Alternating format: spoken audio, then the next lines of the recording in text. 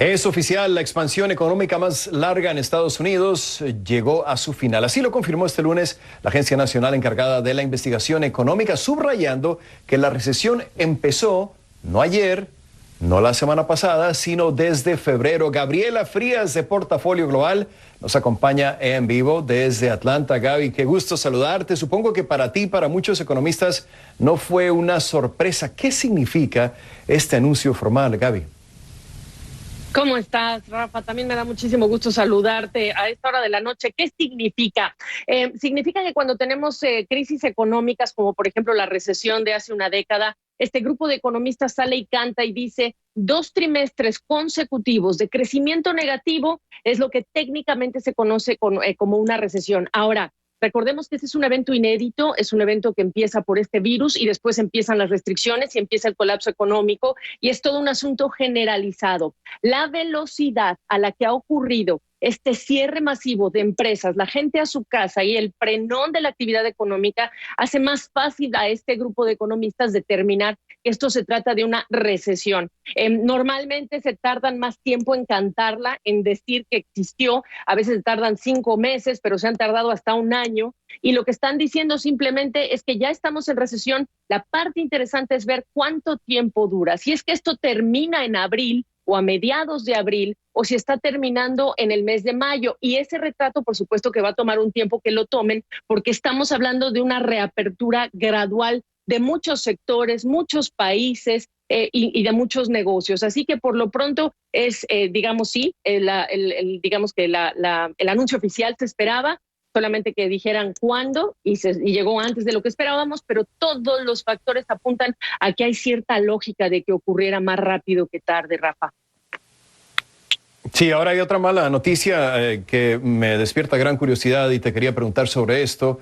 El Banco Mundial anuncia que habrá una contracción de la economía global del 5,2%, aparte de lo obvio, Gaby, es decir, la pandemia de coronavirus y el hecho de que hayan tenido que cerrar tantos negocios, tantas empresas. ¿Hay otros factores que tomó en cuenta el banco para hacer su pronóstico?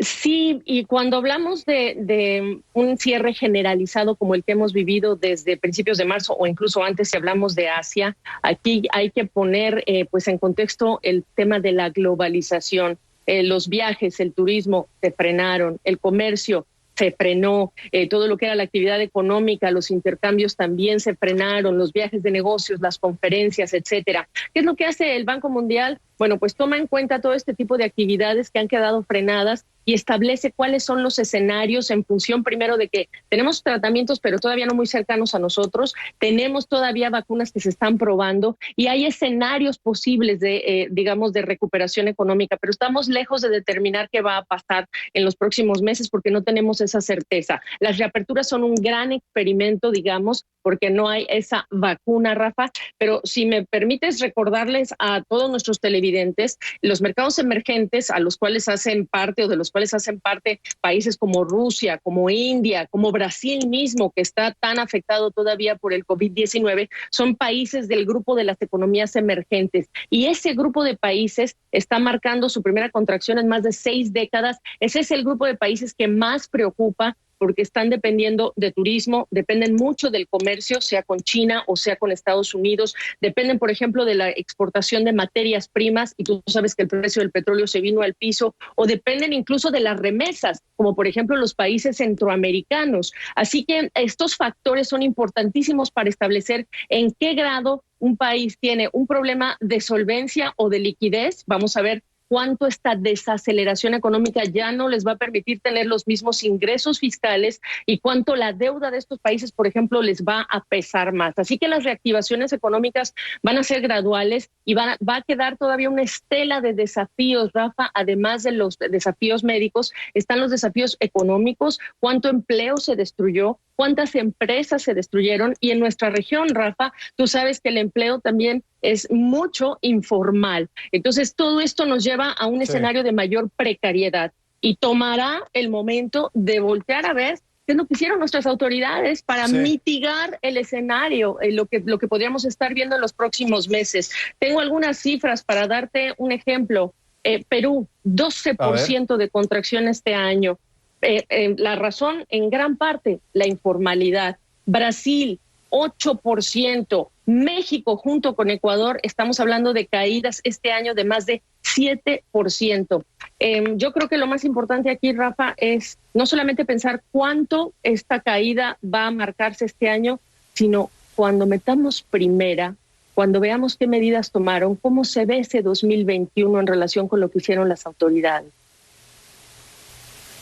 Sí, y sobre todo, muy buen punto el que mencionabas, Gabriela. Estamos hablando del 70% de informalidad en países como Perú, por ejemplo, y no es el único en la región. Ahora, otra cosa que te quería preguntar es ¿qué hace esta situación para la confianza de los inversores? Porque hay gobiernos que dicen, sí, ya vamos a abrir, pero en forma gradual, o íbamos a abrir tal día, pero vamos a extender la cuarentena otras 2 semanas, quizá a finales del mes. ¿Cómo se sienten los inversores en este momento? ¿Qué tanto nerviosismo hay, Gabriela? Mira, cuando pensamos en lo que está pasando, por ejemplo, con Argentina, tú que estás renegociando su deuda, pues tenemos que pensar en el tipo de inversionista que busca alto rendimiento, porque en muchos países las tasas están por el piso, pero con alto riesgo. El tipo de inversionista que nuestra región va a necesitar más que nunca es el tipo de inversionista que crea empresas, que necesita, por lo tanto, certidumbre jurídica y que puede llevar e instalar operaciones en nuestros países. Muchas naciones de la región necesitan generar estas condiciones de certidumbre y de confianza para que de la mano con el sector privado puedan detonar lo que son las inversiones que van a ser tan necesarias para compensar por esa destrucción de empleo y de empleo formal, siempre subrayando empleo formal, Rafa. Sí, y a ver quién está dispuesto, una vez que pase todo esto, que tiene que pasar en algún momento, quién está dispuesto a regresar e invertir en la región. Qué gran gusto, te lo digo sinceramente, de todo corazón, saludarte. Gabriela, se te extraña las conversaciones en la sala de redacción. Espero que estés muy bien tú y toda tu familia. Gracias. Te mando un abrazo, te agradezco mucho y un abrazo para tu linda familia también.